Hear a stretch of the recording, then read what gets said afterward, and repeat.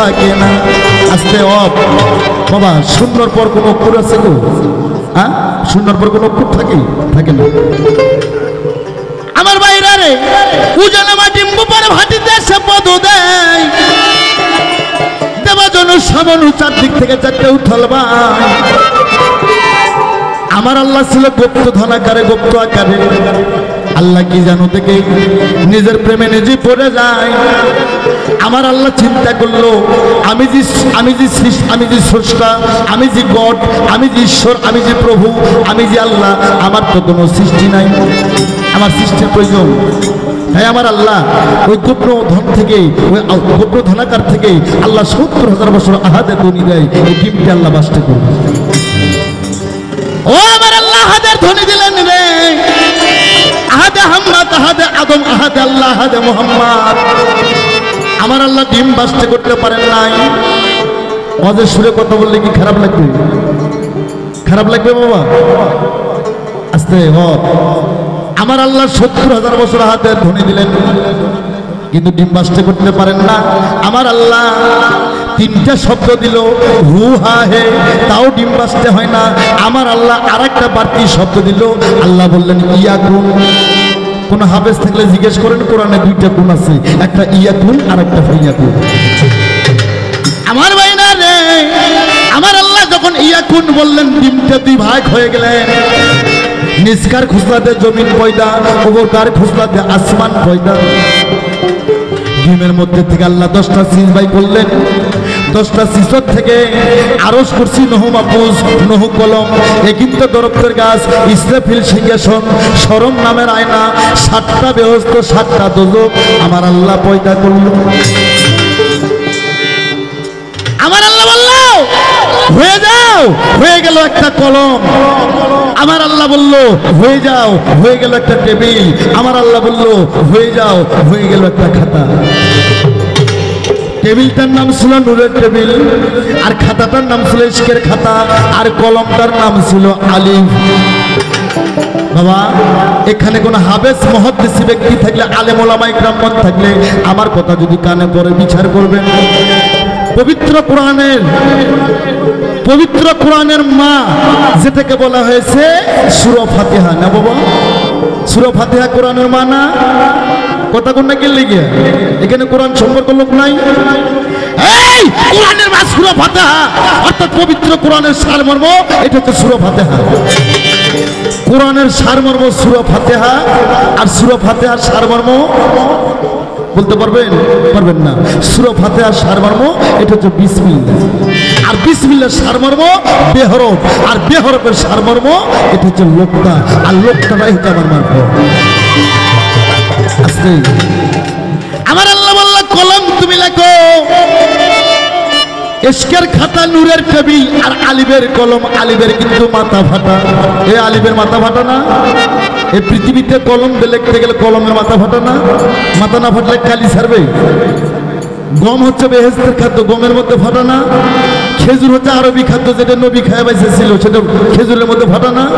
খালি খেজুরের ফাটা, গমের ফাটা, আর কলমের ফাটা, আর আলিবের ফাটা না, সারা জগৎটাই ফাটা। আরে ফাটার কারণে আল্লাহ পৃথিবীতে বানাইছে।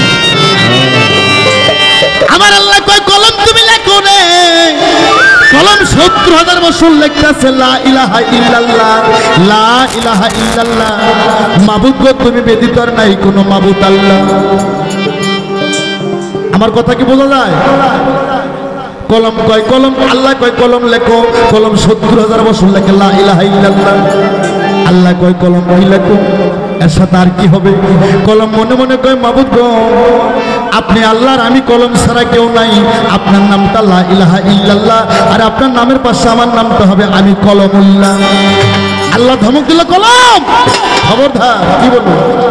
কলম থরথর করে কাঁপতে কাঁপতে গো কলম লিখতেছে লা ইলাহা ইল্লাল্লাহ মুহাম্মাদুর ইয়া রাসূলুল্লাহ। মুসলমান সকলেই বলেন সাল্লাল্লাহু আলাইহি ওয়াসাল্লাম।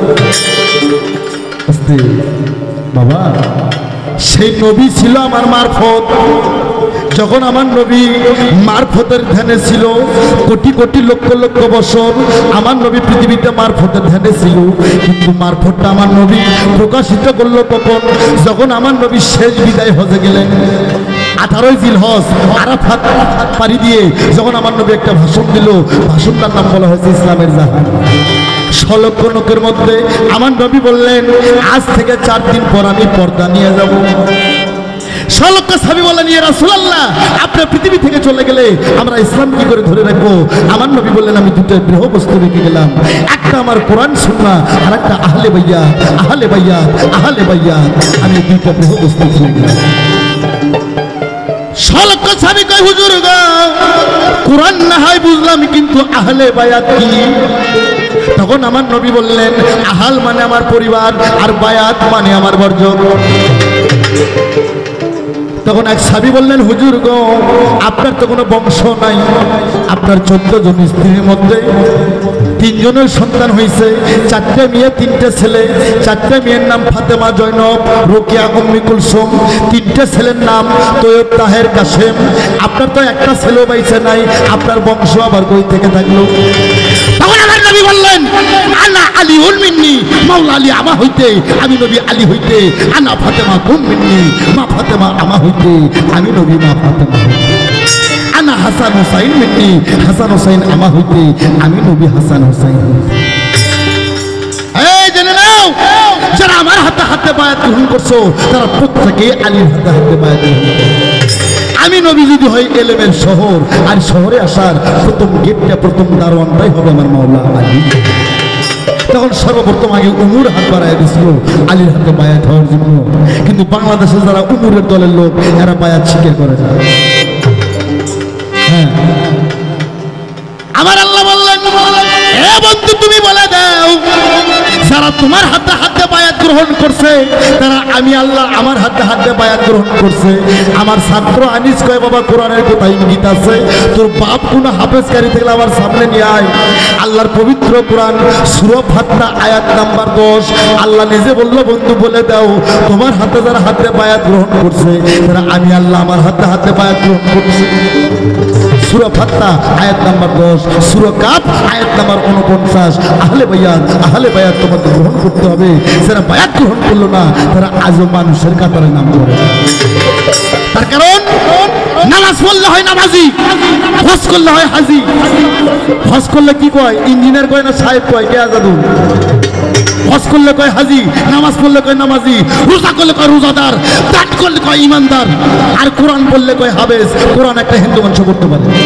আমার গ্রামে সুদীশ ডাক্তার, রায় পরিবারের লোক, 13 পারা কোরআনের হাফেজ, নগদ প্রমাণ আমার সাথে কাল পুকুরে যাবে। তাহলে কি মুসলমান? আমার আল্লাহ কইছে, বান্দা বান্দি রে, তোমরা পরিপূর্ণ মুসলমান না হও বন্ধু, কবরে আইও না। তাই পরিপূর্ণ মুসলমান হইতে গেলে গো, তোমাকে আগে আত্মসমর্পণ করতে হবে পীরের দরবারে যাই। আসলে আল্লাহ বলছে, পরিপূর্ণ মুসলমান না হও বন্ধু, কেউ কবরে আইসো না। আর পরিপূর্ণ মুসলমান হতে গেলে আপনাকে আত্মসমর্পণ করতে হবে। আর আত্মসমর্পণ কোথায় করবেন? একজন হক্কানি পীরের কাছে যায়। এই আত্মসমর্পণকারীকেই মুসলমান বলে। তাই তোমার কথা শেষ।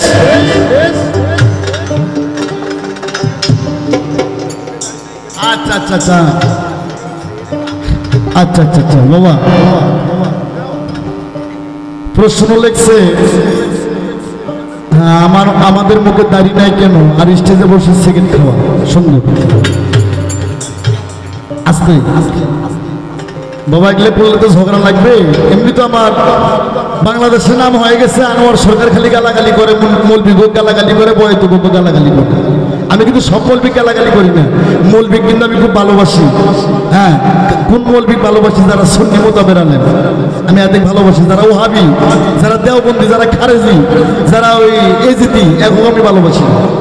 হ্যাঁ, না তো যারা হক্কানি আলেম, ওলামা ইকরাম, কানারা, নবীর ওয়ারিসগণ, এদেরকে আমি ভালোবাসি।